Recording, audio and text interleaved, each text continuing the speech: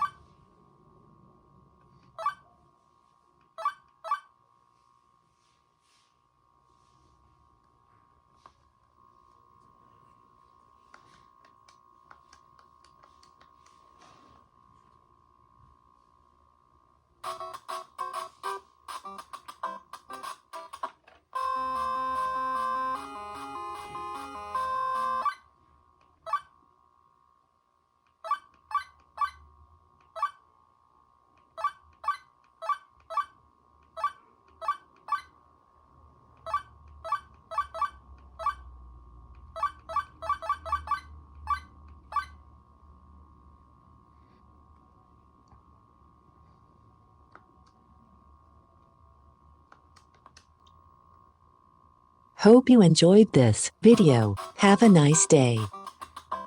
Hello, if you like this video, don't forget to like and subscribe. Thank you.